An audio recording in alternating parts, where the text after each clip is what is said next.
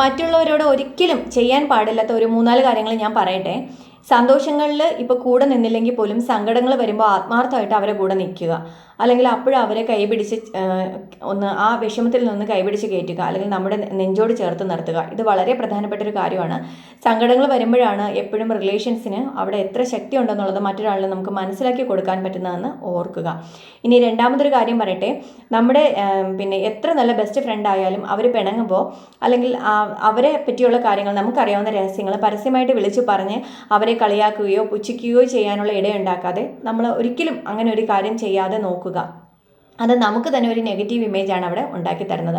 ഇനി നെക്സ്റ്റ് ഒരു കാര്യം പറയട്ടെ. ജീവിതത്തിൽ എന്നും കൂടെ ഉണ്ടായിരുന്ന ഒരാളിനെ ഒരു മോശം സാഹചര്യം വരുമ്പോൾ നമ്മൾ ഒരിക്കലും തള്ളിക്കളയാതിരിക്കുക, അല്ലെങ്കിൽ അയാളെ ചൂഷണം ചെയ്യാതിരിക്കുക. ഇങ്ങനെയൊക്കെയുള്ള പല കാര്യങ്ങളും ഉണ്ട്. അപ്പോൾ ഇത് നമ്മുടെ ലൈഫിൽ ഇതൊക്കെ ഒന്ന് ചെയ്താൽ നമുക്ക് ഒരിക്കലും വിഷമിക്കാതെ നമുക്ക് ലൈഫ് മുമ്പോട്ട് കൊണ്ടുപോകാം എന്നുള്ളതൊന്ന് മനസ്സിലാക്കുക.